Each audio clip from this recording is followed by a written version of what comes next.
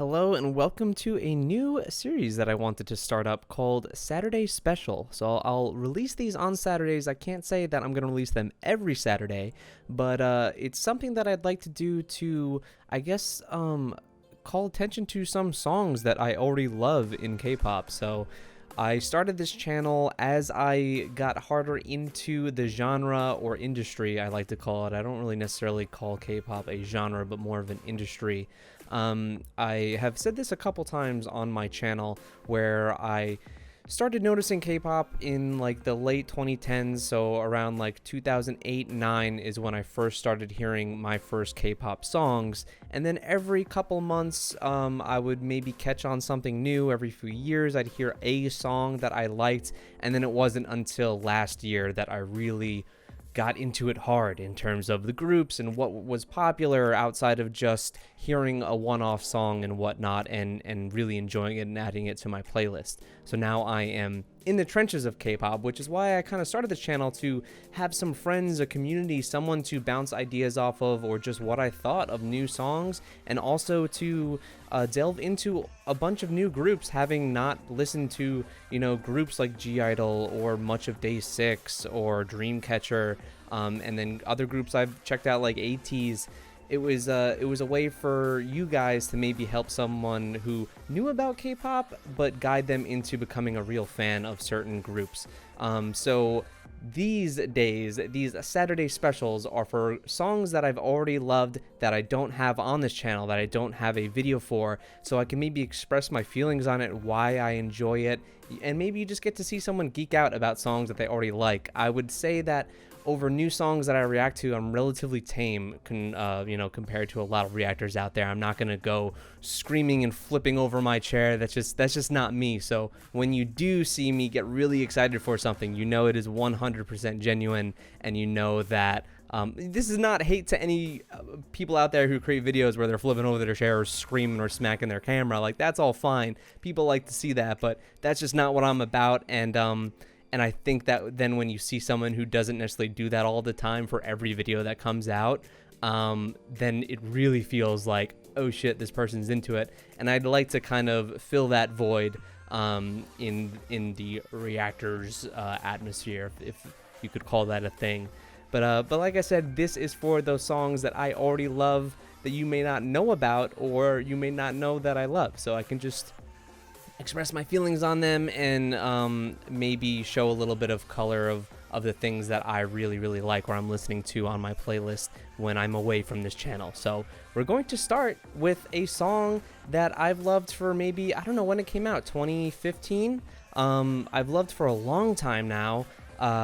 It came out around a time that I was very much into that indie electro pop type style, and it kind of just fit the vibe. I was very much into Grimes. I was very much into I still don't know how to pronounce her name. I don't know if it's Ayana Lee, but she has her I guess her stage name of I am who I am, who am I still don't know exactly how to say it. I'll put it up on the screen. She's fucking fantastic. I'm pretty sure she comes from Scandinavia somewhere. I don't know if she's Swedish. I can't remember. Norwegian, sorry.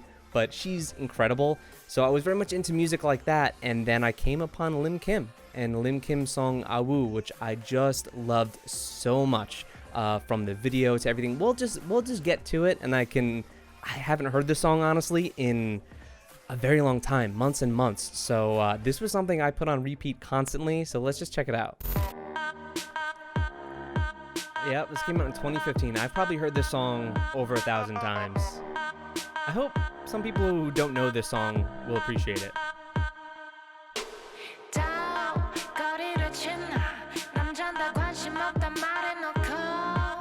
love the color in her voice. The video. Beat switch up. And the percussion comes in there. I love that overlaid vocal manipulation in the background that kind of overlays the whole track. And this whole song is about playing cat and mouse in a relationship, giving a little bit, pulling away. The video, it's total indie pop, and that's what I was totally into in 2015, so it was right up my alley. I love the pastel colors in this, those like aquamarine teal blues with the pink. Oh, gorgeous. And the cat in this is cute as hell.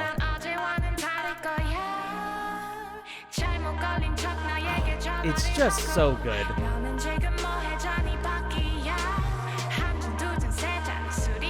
And the hook of the chorus is so catchy.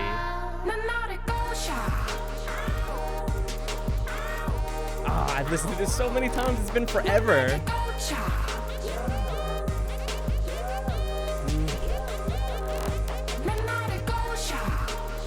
I don't know if you would say that this even fits. Does this fit that time period now? Do we look back on songs like this, or when I kind of got into grime? I don't want to be one of those people, but I got into Grimes like before she really got huge. I was really into her way back when, man, like 2011, 2012, like just before Visions came out, I really got into her, and I know now that she's very, very big. She had a feature on a Luna song. Like, that's wild. That's so cool. Do we think about music like this when we think about like the mid to early 2010s? Is this distinctly that time period? Because it is for me in my mind. I love the cat-like imagery of her calling as if she's calling a cat with her fingers. Mixing the diegetic sound into this, where the track is then going into what she's playing here on this keyboard synthesizer.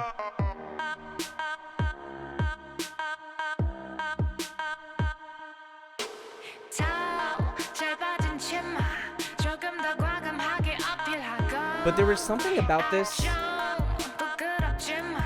that was also a little sinister to me.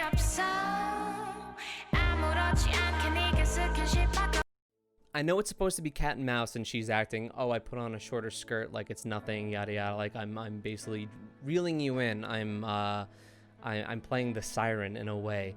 But there was always something about her performances that felt like she took it, that it wasn't all just playful. It wasn't all just cat and mouse. That there's something a little off about it. And I think she might go into that on her new mini album that I think came out either early this year or late last year. I didn't listen to it at all, honestly.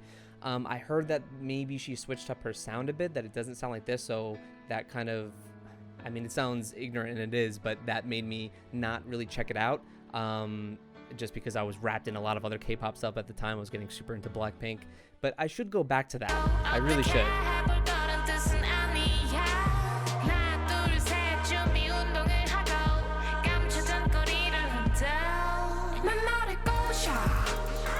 And how is she respected in Korea in terms of other solo artists?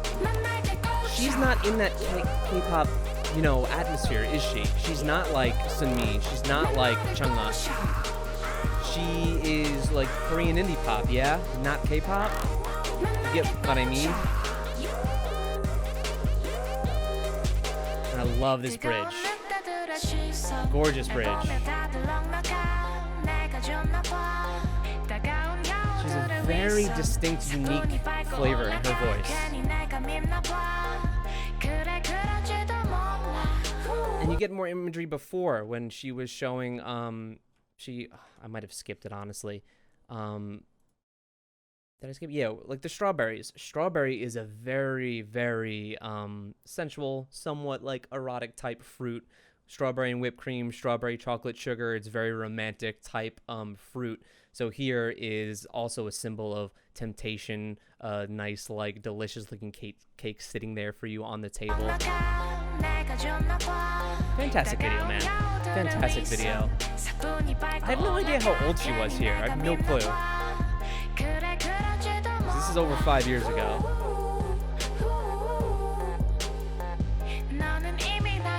Seems I already own you. See? It is about, like, it's like a siren call. You see this... You see this, like, a butterfly, like, moth caught in some honey. Like, it's like a bug drawn to a bug zapper, the light. She's there to trap you in her... Or a fish, yeah, a fish caught in a glass there. She's drawing you in. That scene I never got. What is she brushing off of her hair? Like, what is that supposed to symbolize? I love that. You hear that, like, that high pitch, like, it's not like a hi-hat, but just the tapping, and then it cuts in with the editing of the video and these quick, repetitive cuts. Love it.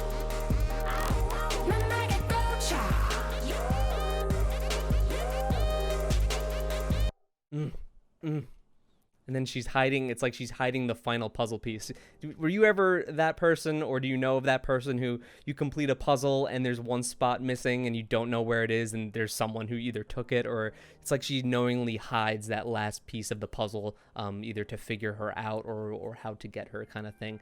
What a good goddamn song, man. I've listened to this song more times than I could really tell you over the years, and I was just so into it back when it came out. But again, I never fully ventured into that K-pop field until last year. I don't know what it was, but last year really, I got hooked.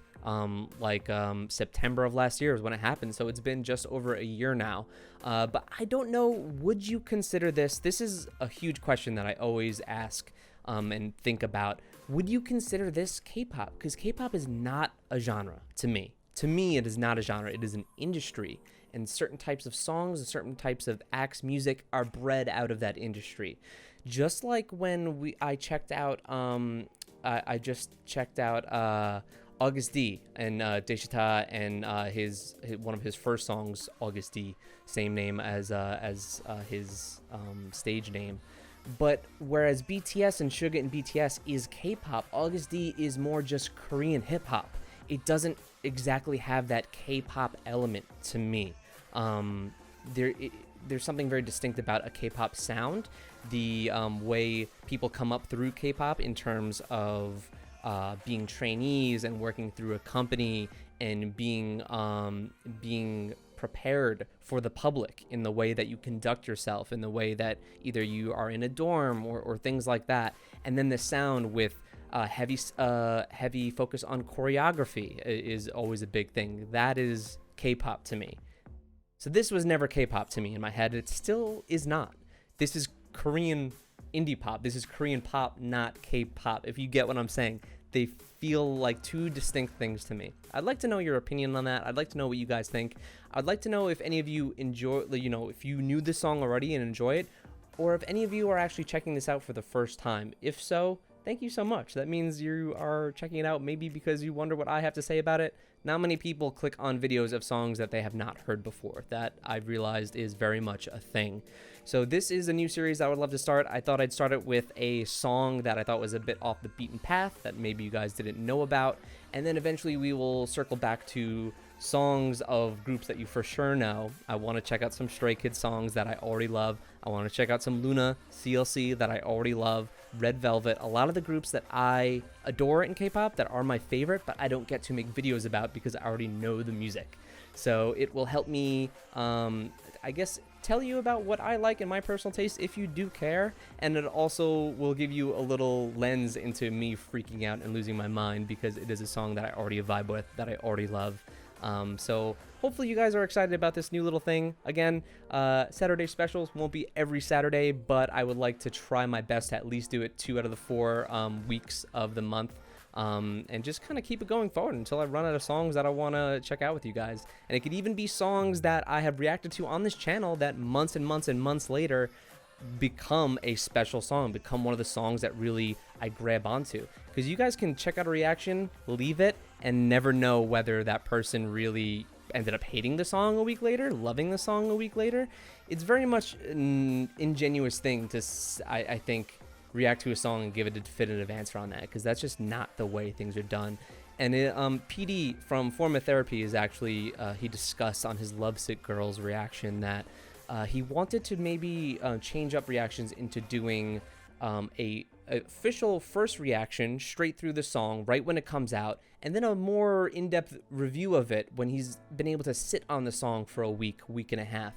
And I think that's fantastic when you're of his size and you can do that. He can, because he has so many subscribers. I don't think I can really do that just yet. No one wants to listen to my reaction to Lovesick Girls after I've already given a first reaction and I'm reacting to it 2 weeks after it came out. No one's gonna click on that video, unfortunately. So maybe down the road that's something, but I think that is the way to do it. I think he's on to something, and I think that is the smart way to really dissect songs like that. There is no needle drop in this community. Needle drop is one of the most respected music reviewers on YouTube. There is no needle drop for K-pop exactly. I think PD is the closest you're gonna get for that. And I think the way that he's going about that is the right way. So maybe down the road, that's something we could try. But again, you all probably know who he is, so I don't have to tell you to subscribe to him because you probably already are subscribed. He's one of the biggest people in this community. But again, thank you so much for checking this video out. Let me know what you think about this feature. Let me know what you think about the song, and I'll see you in the next video.